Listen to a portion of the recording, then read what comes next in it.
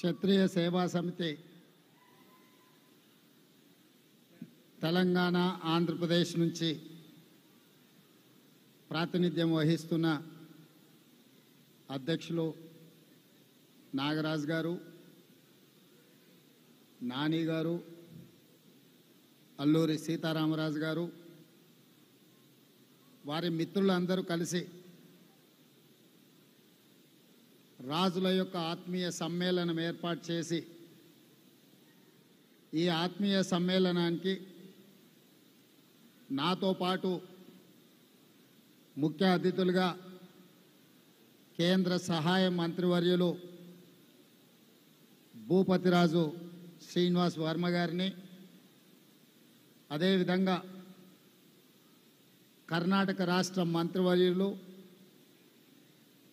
నాకు మా కుటుంబానికి అత్యంత సన్నిహితులు,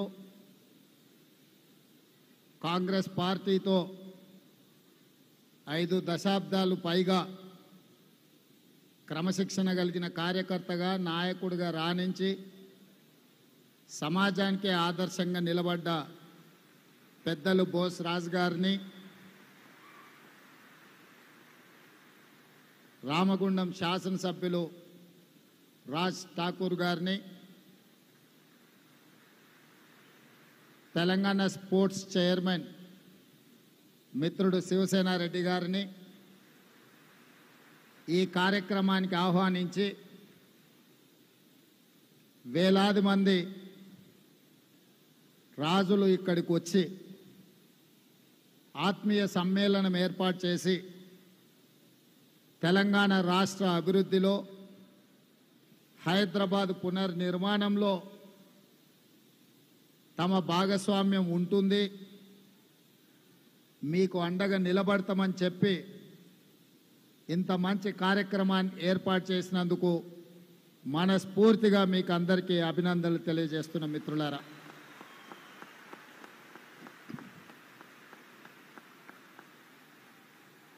ఇవాళ ఈ వేదిక మీద ఉన్న మాకంటే సమాజంలో గుర్తింపు, గౌరవము, వివిధ రంగాలలో రాణించిన ప్రముఖులు చాలామంది వేదిక ముందు వినయంగా కూర్చొని ఉన్నారు. ఇది రాజుల యొక్క గొప్పతనానికి నిదర్శనమని నేను చెప్పదలుచుకున్నా.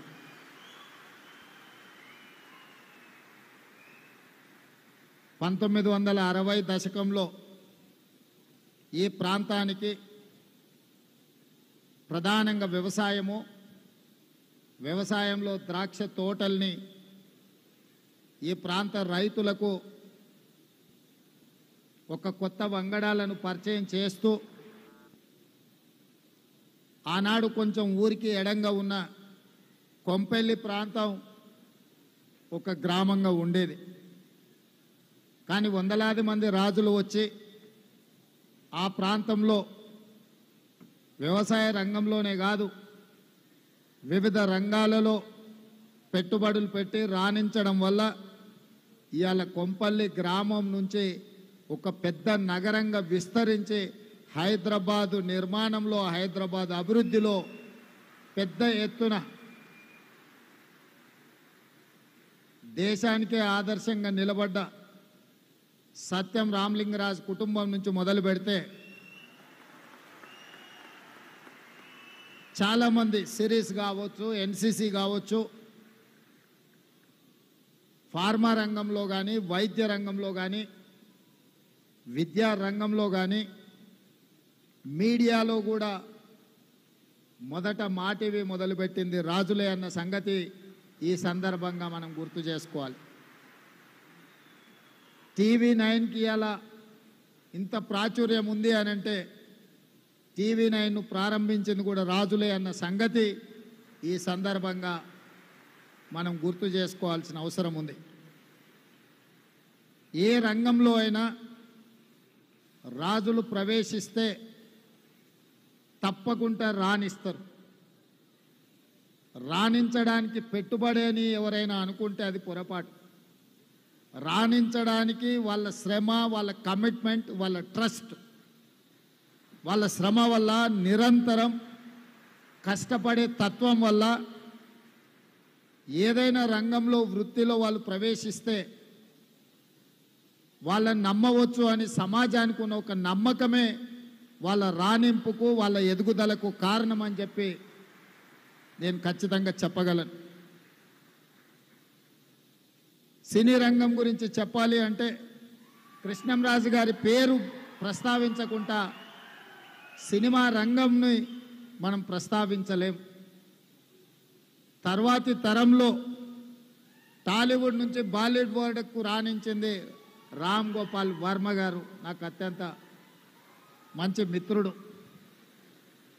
అదేవిధంగా ఈరోజు హాలీవుడ్తో పోటీ పడగలిగిన టాలీవుడ్ బాలీవుడ్ దాటి హాలీవుడ్తోనే పోటీ పడగలిగిన బాహుబలి ఇవాళ రాణించింది అని అంటే ప్రభాస్ లేకుండా ఆ పాత్రను ఊహించలేము. వీటన్నిటికీ వీళ్ళందరూ రాణించడానికి ప్రధానమైన కారణము వాళ్ళ కఠోరమైన శ్రమ, వాళ్ళ పట్టుదల అని చెప్పి తెలంగాణ రాష్ట్ర ముఖ్యమంత్రిగా నేను చెప్పదలుచుకున్నాను. అదేవిధంగా తెలంగాణ రాష్ట్రంలో ఉన్న అత్యంత ప్రధానమైన పరిశ్రమ నిజాం చక్కెర కర్మాగారం. ఇవాళ నిజాం షుగర్ ఫ్యాక్టరీ కూడా ఒక రాజుగారి చేతిలో ఉంది. మళ్ళీ దాన్ని పునఃప్రారంభించడానికి ప్రభుత్వం వైపు నుంచి సంపూర్ణ సహకారాన్ని అందించి గత 10-12 సంవత్సరాల నుంచి ఉన్న కొట్టుమిట్టాడుతున్న ఒక సమస్యగా ఉన్న నిజాం షుగర్ ఫ్యాక్టరీ సమస్యను కూడా ఈరోజు మా ప్రభుత్వం పరిష్కరించి మీ మీద ఉన్న విశ్వాసంతో ఈరోజు ఆ షుగర్ ఫ్యాక్టరీని తిరిగి ప్రారంభించి ముందుకు తీసుకువెళ్ళాలి అని చెప్పి మా ప్రభుత్వం నిర్ణయం తీసుకున్నది. అదేవిధంగా కాంగ్రెస్ రాజకీయాలలో ప్రధానంగా తెలంగాణ రాష్ట్ర రాజకీయాలలో ఒడిదొడుకులు ఎదుర్కొన్నప్పుడు, కార్యకర్తలు కష్టాలలో ఉన్నప్పుడు, నాయకత్వం ఆత్మవిశ్వాసం లోపించినప్పుడు తెలంగాణ రాష్ట్రానికి ఇన్ఛార్జిగా ఏఐసిసి కార్యదర్శిగా శ్రీ రాహుల్ గాంధీ గారు బొత్సరాజు గారిని ఈ ప్రాంతానికి పంపించి మాకు అందరికి అండగా నిలబడి వారి 50 సంవత్సరాల అనుభవాన్ని ఉపయోగించి నాయకులను సమన్వయం చేస్తూ పార్టీని ముందుకు నడిపించి ఇవాళ కాంగ్రెస్ పార్టీ అధికారంలోకి రావడానికి అత్యంత క్రియాశీలక పాత్ర పోషించింది మా పెద్దలు బోస్రాజు గారు అని నేను ఈ సందర్భంగా చెప్పదలుచుకున్నా. మీకు తెలియని ఒక విషయాన్ని కూడా నేను ఇక్కడ ప్రస్తావించదలుచుకున్నా. కర్ణాటక రాష్ట్రంలో ఎన్నికల సందర్భంగా టికెట్ల పంపిణీ విషయంలో అక్కడ ఉండే పరిస్థితుల్లో సామాజిక వర్గాల యొక్క ప్రాతినిధ్యంలో 100% బోస్రాజు గారు గెలవగలిగిన సీటు వారికి ఇవ్వలేకపోయినారు. రాహుల్ గాంధీ గారు అనుకున్నా కూడా అక్కడ ఉన్న పరిస్థితుల వల్ల, స్థానిక పరిస్థితుల వల్ల వారికి టికెట్ కేటాయించలేకపోయినారు. ఇతరులకు కేటాయించిన ఆ అభ్యర్థికి అవసరమైన అన్ని మంచి చెడ్డలు, నా ఉద్దేశంలో మంచి చెడ్డలు అంటే మీకు అర్థం అయి ఉంటుంది, అన్ని వారే చూసుకొని నిబద్ధతతోని పార్టీ గెలుపు కోసం వారు పనిచేసింది. 135 సీట్లతోని అత్యధిక మెజారిటీతోని కర్ణాటక రాష్ట్రంలో ప్రభుత్వం ఏర్పడ్డది. ప్రభుత్వం ఏర్పడ్డ తర్వాత ఢిల్లీలో పెద్దల దగ్గర మంత్రివర్గ కూర్పు విషయంలో పెద్దలు సిద్ధరామయ్య గారు ఆయన లిస్ట్ ఇచ్చిండ్రు. పిసిసి అధ్యక్షుడు మా సోదరుడు డికే శివకుమార్ గారు వారి లిస్ట్ ఇచ్చిండ్రు. ఇది నా గ్రూపు, ఇది నా గ్రూపు అని 2 గ్రూపుల మొత్తం లిస్టు పార్టీ ముందల పెట్టిండ్రు. వాటిని చూసి రాహుల్ గాంధీ గారు నా గ్రూపు కూడా మంత్రి కావాలి కదా అని బోస్రాజు గారి పేరు రాహుల్ గాంధీ గారు రాసింది.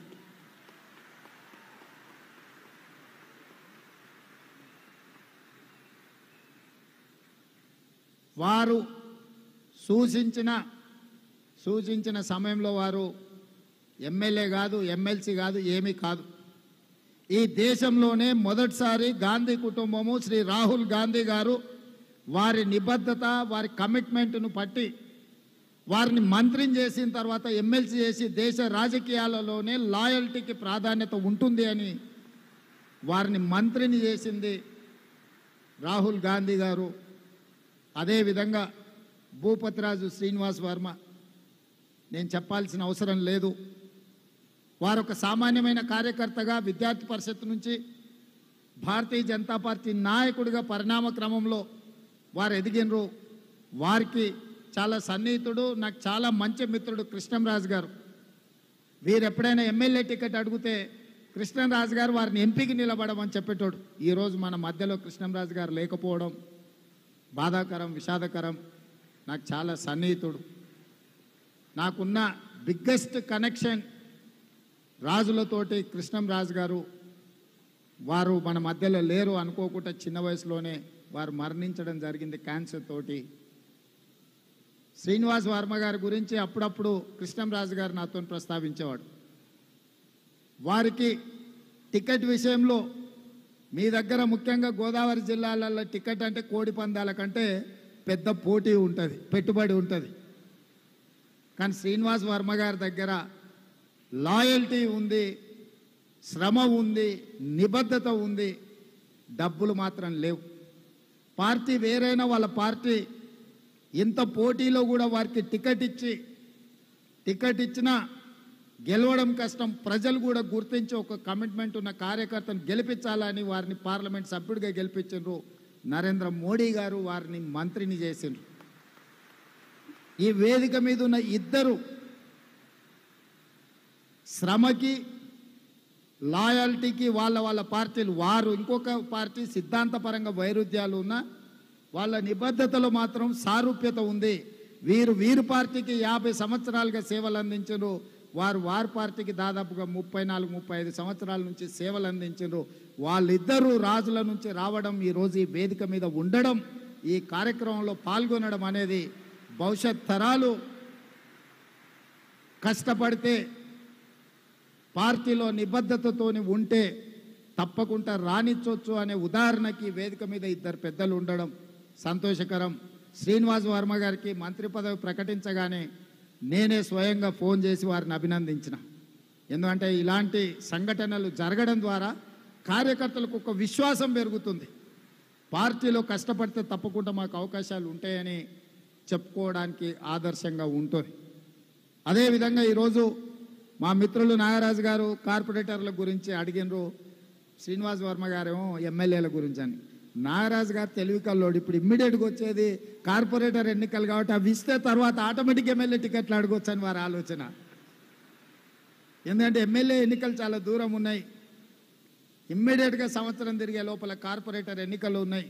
తప్పకుండా చట్టసభలలో మీ ప్రాతినిధ్యం ఉండాలి అన్న ఆలోచన నాకు ఉంది. మీలో రాజకీయ చైతన్యంతో రాజకీయాలలో రాణించాలన్న ఆలోచన ఉన్న వాళ్ళను ఇప్పటి నుండే పార్టీలో ప్రోత్సహించండి.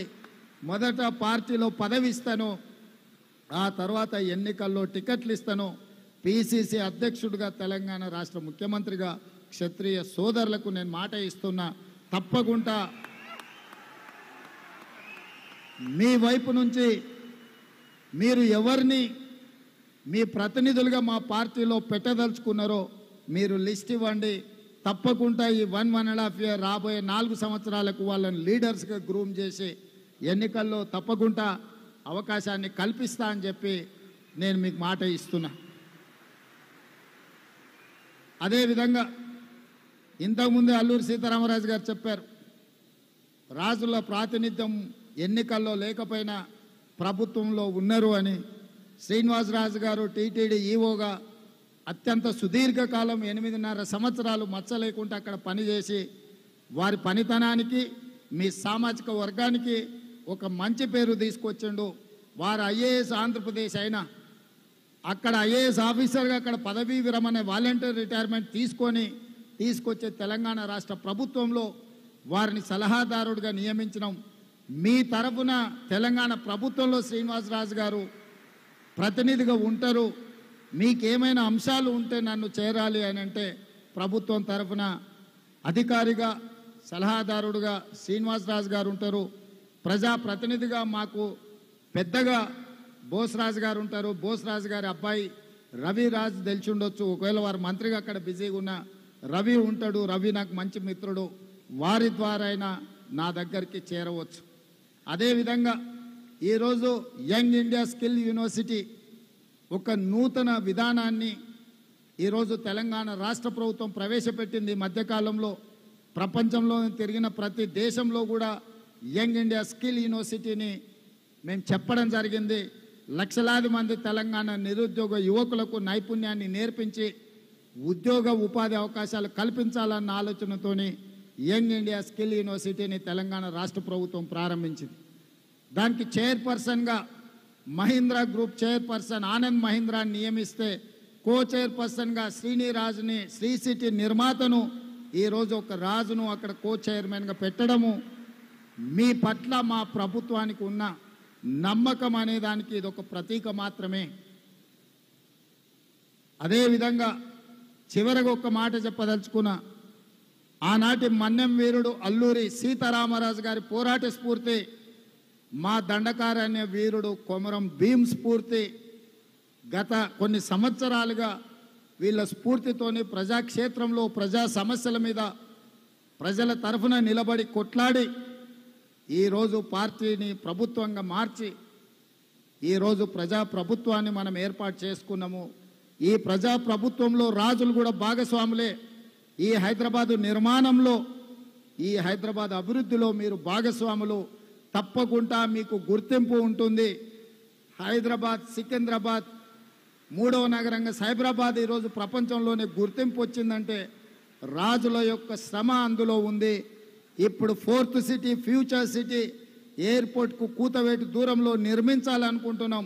రాజులందరికీ నేను స్వాగతం పలుకుతున్నా. ఈ రాష్ట్ర ప్రభుత్వం నిర్మించబోయే ఫ్యూచర్ సిటీ, భవిష్యత్ తరాల కోసం నిర్మించే ఫ్యూచర్ సిటీలో రండి, పెట్టుబడులు పెట్టండి, పరిశ్రమలు నెలకొల్పండి. అన్ని రకాలుగా మా ప్రభుత్వం ప్రోత్సహిస్తుంది. ఈ నగర నిర్మాణంలో, ఈ రాష్ట్ర అభివృద్ధిలో భాగస్వాములు కండి. తప్పకుండా అన్ని రకాల అవకాశాలని మా ప్రభుత్వం కల్పిస్తుంది. మాతో పాటు మీకు సమానమైన అవకాశాలు ఇచ్చే బాధ్యత మా ప్రభుత్వం తీసుకుంటుంది అని చెప్పి ఈ వేదిక మీద నుంచి పెద్దలందరికీ నేను విజ్ఞప్తి చేస్తున్నా. అదేవిధంగా చివరగా క్షత్రియ భవన్ గురించి మాట్లాడినరు. తప్పకుండా క్షత్రియ భవన్కు కావలసిన భూమిని, అవసరమైన అనుమతులను కావలసిన విధంగా అన్ని రకాలుగా తెలంగాణ రాష్ట్ర ప్రభుత్వం సహకరిస్తుంది.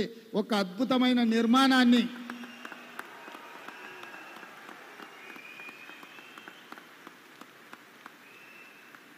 రాజదర్పం ఉండే, రాజుల యొక్క దర్పం ఉండే, రాజుల యొక్క నైపుణ్యం ఉండే క్షత్రియ భవన్ని అద్భుతంగా మీరు నిర్మించండి. నిర్మాణానికి అవసరమైన స్థలాన్ని ప్రభుత్వం వైపు నుంచి ఇచ్చే బాధ్యత నాది. దాన్ని అద్భుతంగా నిర్మించే బాధ్యత మీది. మళ్ళీ ఆ రోజు భవనం నిర్మించినాక మళ్ళీ మీతో ఆత్మీయ సమ్మేళనం ఏర్పాటు చేసి మళ్ళీ మీతో నా ఆలోచనలను పంచుకొని ఏమి కావాలన్నా మీకు ఈ రాష్ట్ర ప్రభుత్వం అండగా ఉంటుంది అని మళ్ళీ ఆ రోజు మనం కలుసుకుందాం. ఈరోజు గచ్చిబౌలి స్టేడియంలో కలుసుకుందాం.